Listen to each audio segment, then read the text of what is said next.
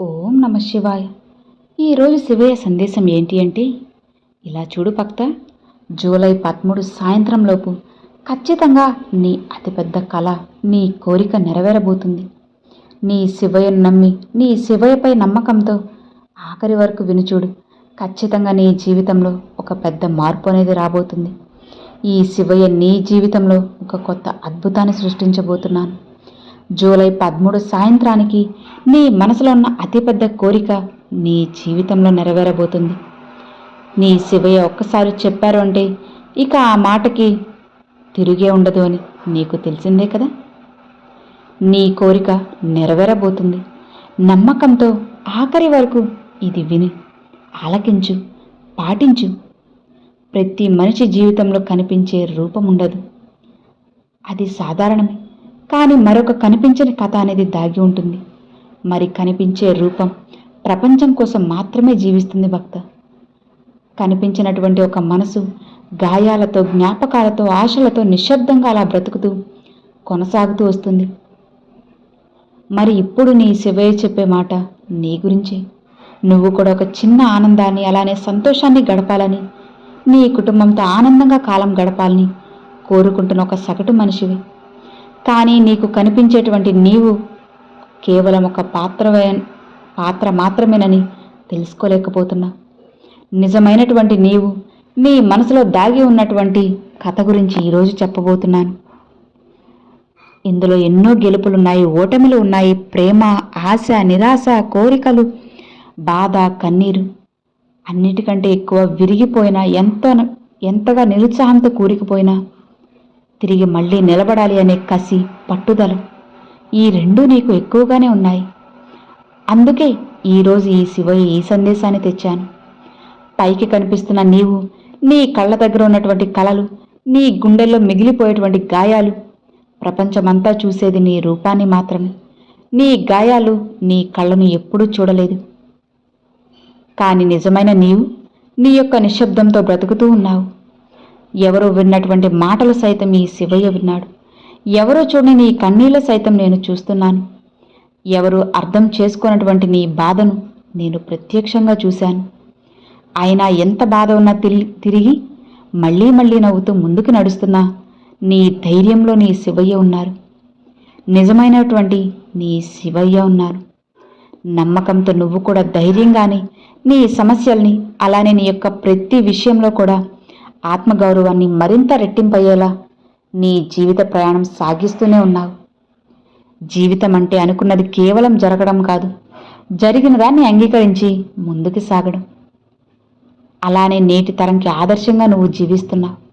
జీవితం ఒక పుస్తకం లాంటిది. ప్రతిరోజు ఒక కొత్త పేజీ, కొత్త అనుభవం, కొత్త పాఠం లాంటిది. అది నీకు అనుభవమైంది కదా.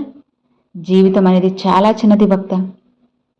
ద్వేషాలకు కాకుండా ప్రేమించడానికి, ప్రేమను పంచడానికి, అందరినీ ఆనందంగా ఉంచడానికి నా వంతుగా నేను ఏం చేస్తున్నా అనేది మాత్రం నేను చూసుకుంటాను. నిస్వార్థమైనటువంటి హృదయంతో, మంచి మనసుతో నీ జీవన విధానాన్ని నువ్వు గడుపుతూ వస్తున్నావు. నిన్ను చూస్తుంటే నాకు చాలా అంటే చాలా సంతోషంగా ఉంది. మెచ్చుకోకుండా ఉండలేకపోతున్నాను. నిన్ను చూస్తూ ఉంటే గర్వంగా ఉంది భక్త. నేటి తరానికి ఆదర్శంగా ఉండాలనే నీ శివయ్య తపన. నువ్వు చేసినటువంటి మంచి పనులు, నీ గురించి, నీ హృదయానికి నేను ఏమిచ్చినా కూడా రుణం తీర్చుకోలేను. జీవితం విలువ తెలుసుకున్నావు. కష్టాలు ఎదురైనప్పుడు నీ యొక్క అసలు స్వభావం, అంటే కష్టాలు, సమస్యలు ఎదురైనప్పుడే మనిషి యొక్క నిజ స్వభావం అనేది తెలుస్తుంది అంటారు కదా. కానీ ఏ సమస్యలు ఎదురైనప్పుడు, ఏ కష్టం ఎదురైనా, ఏ సమస్య నీకు ముందుకు వచ్చినా సరే అన్నిటినీ ఎదుర్కొన్నావు. అలానే నీకు ఓపిక, శ్రద్ధ చాలా ఎక్కువే. అసలు జీవితం అనేది ఒక ప్రయాణం లాంటిది. గమ్యం కన్నా కూడా ప్రయాణం నేర్చుకునేటువంటి పాఠాలే ఎక్కువగా నీకు విలువ నేర్పించాయి. శివయ్య చెప్పేది వింటున్నావా? నువ్వు నాతో ఎప్పుడూ మాట్లాడుతూ ఉంటావు కదా. నిజమే భక్త. నీ జీవిత ప్రయాణంలో నీ గమ్యం కంటే కూడా నీ ప్రయాణంలో నీకు నేర్పే పాఠాలే నీకు చాలా అనుభూతులు ఇచ్చాయి. ఎవరితో ఎలా ఉండాలి, అలానే ఏ సమస్య వస్తే ఏ సమస్యకు అనుగుణంగా ఎలా నిలబడాలి, ఏ మనుషుల స్వభావం ఎలా ఉంటుంది, ఎవరి అవసరం ఎంతకైనా తెలుస్తుంది అనే విషయాల పట్ల నువ్వు చాలా గుణపాఠాలు నేర్చుకున్నావు. నీ జీవితం నీకు నచ్చినట్లుగా ఉండకపోయినా సరే, నీకు అన్ని రకాలుగా కూడా నేను తోడుంటాను. అది కేవలం నీ చేతుల్లోనే ఉండేలా నువ్వు పెట్టుకున్నావు. ఇది నిజమైనటువంటి గొప్ప జీవన విధానం. భక్త, జీవితం అనేది నచ్చినట్లు ఉండకపోవచ్చు, కానీ నువ్వు జీవించే విధానం ఉంటుంది చూడు, అది ఎప్పుడూ ఒకరి చేతిలో ఉండదు, నీ చేతిలోనే ఉంటుంది. నీ దగ్గర ఉన్న దగ్గరలో ఉన్న దాంట్లో తృప్తిని ఎదుర్కొంటున్నావు. మనశ్శాంతిని కోరుకున్నావు. డబ్బు కంటే ప్రాధాన్యత గౌరవాన్ని కోరుకున్నావు. అలానే ఈ జీవితం నేర్పిన గొప్ప పాఠం, ఎవరిని అతిగా నమ్మకూడదు, ఎవరిని కూడా చిన్నచూపు చూడకూడదు, తక్కువగా ఎవరిని అంచనా వేయకూడదు అని చెప్పి ప్రతి ఒక్కరిని కూడా గౌరవంతో, అందరినీ నావారని చెప్పి నమ్ముతూ, ప్రేమని పంచుతూ, ప్రేమపూర్వకమైనటువంటి మాటల్ని మాట్లాడుతూ ఉన్నావు. నిన్ను చూస్తుంటే నాకు చాలా గర్వంగా ఉంది. మురిసిపోతున్నాను. ఆనందంతో నిన్ను పదే పదే అలా చూస్తూ ఉండిపోతున్నాను. నేనే మైమర్చిపోతున్నాను భక్త. కానీ నువ్వు నన్ను ఎప్పుడూ ఏది అడగలేదు. అంటే నా భక్తులకి చాలా మొహమాటం ఎక్కువ. శివయ్య, నాకు అది కావాలి, ఇది ఇస్తావా, నా కోరిక నెరవేరుస్తావా అని నువ్వు నన్ను ఎప్పుడూ కూడా అడగలేదు.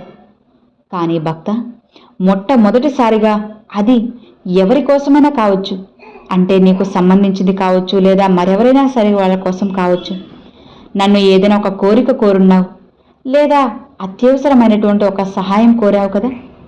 దీనికి సంబంధించి నీ జీవితంలో చాలా రకాలుగా, అంటే కొన్ని నిరాశలతో విసిగిపోయి ఉన్నావు. ఆ కోరిక పట్ల కష్టకరమైన ప్రతిఫలం దొరికిందే కానీ అందులో నీకు ప్రశాంతత లేదు. చాలా రకాలుగా ఆ ప్రశాంతత కోసం పోరాడుతూ ఉన్నావు కదా. చాలా దృఢంగా కనిపించే నీవు ఈ మధ్యకాలంలో ఏమైంది? నిరాశలో కూరుకుని ఉన్నావు. నీ గొప్ప వ్యక్తిత్వాన్ని నువ్వు ఎప్పుడూ కూడా కోల్పోలేదు. కానీ నువ్వు నన్ను ఎంతో ఆశగా అడిగినా ఆ ఒక్క కోరికను నేను నెరవేర్చుకున్నా ఉంటానా చెప్పు? అసలుకి సమస్యే లేదు భక్త. నువ్వు అడిగింది ఏదైనా సరే నీ చేతిలో పెట్టడం నా బాధ్యత. నువ్వు అందరూ మంచి కోరుతూనే ఉంటావు. అలాంటిది నీకు మంచి చేయకుండా ఎలా ఉంటానో చెప్పు? నువ్వు ఒంటరిగా మిగిలిపోయావో చూడు. లోకం తీరు అంతే భక్త. కానీ గుర్తుపెట్టుకో, మనం నీ చుట్టూ ఉన్న వారందరూ కూడా నీ వాళ్ళు కాదు. నీ నవ్వును చూసి చాలామంది బాధపడుతున్నారు, దిగులు పడుతున్నారు. నీ ఎదుగుదలను, అలానే నీ మంచితనాన్ని చూసి అసూయపడుతున్నారు భక్త. అయితే ఇప్పటి వరకు అందరూ నా వాళ్ళని చెప్పుకున్నావు. అతి మంచితనంతో చాలా విలువైన వస్తువులను, బంధాలను కోల్పోయావు. కానీ ఇకనైనా జాగ్రత్తగా ఉండు. అసలు వ్యక్తుల యొక్క స్వభావం అనేది నీకు తెలియక అందరూ నా వాళ్ళే అనుకునే భ్రమపడుతున్నావు. నీ వారి వెనుక నకిలీ తత్వం కూడా ఉంటుంది అని ఖచ్చితంగా నువ్వు తెలుసుకోవాలి. ఇంతకాలం నువ్వు చాలా రకాలుగా బాధలు పడ్డావు, అవమానాలు పడ్డావు. అలానే ఎంతోమంది మనుషుల యొక్క నిజస్వరూపాన్ని తెలుసుకున్నావు. దృఢంగా ఈరోజు నిలబడ్డావు. కానీ ఇప్పటికీ కూడా నిన్ను చూసి అసూయపడేవాళ్ళు నీ చుట్టూ ఎక్కువగానే ఉన్నారు. చూడు, నీ జీవితంలో నీ చేతిలో ఉన్నప్పుడు లేనప్పుడు ఎప్పుడూ కూడా ఒకే మనస్తత్వంతో ఉన్నావు. కానీ జనాలకు మాత్రం అది ఏమాత్రం అర్థం కావడం లేదు. నీ దగ్గర రూపాయన్నా 100 రూపాయలు ఉన్నాయనుకుంటున్నారు. నువ్వు ఆత్మగౌరవంతో నిలబడినది పొగరు, గర్వం అంటున్నారు. కానీ వాళ్ళకి ఏం తెలుస్తుంది చెప్పు? పిచ్చివారి లోకం తీరు అలానే ఉంటుంది. కాబట్టి నువ్వు వాళ్ళ గురించి ఏమాత్రం ఆలోచించద్దు భక్త. నువ్వు అడిగిన దాని గురించి నేను తప్పకుండా నెరవేరుస్తాను. అందుకు తగ్గ ప్రయత్నాలు కూడా మొదలు పెట్టేశాను. నువ్వు ఊహించిన సహాయం కావచ్చు, ధనం కావచ్చు, ఏదైనా సరే తప్పకుండా నీకు దొరుకుతుంది. చెప్పాను కదా, జూలై 13 సాయంత్రానికి ఖచ్చితంగా నీ కోరిక నెరవేరుతుంది. ఆగిపోయిన దగ్గర నువ్వు ఎక్కడైతే ఆగిపోయావో అక్కడి నుంచి తిరిగి మళ్ళీ నువ్వు మొదలుపెట్టు. అక్కడి నుండి తిరిగి మళ్ళా నడవడం మొదలుపెట్టు. ఇక నీకు ఉద్యోగంలో కూడా ఏ సమస్య కూడా అస్సలు రాదు. నిశ్చింతగా ప్రశాంతంగా ఉండు.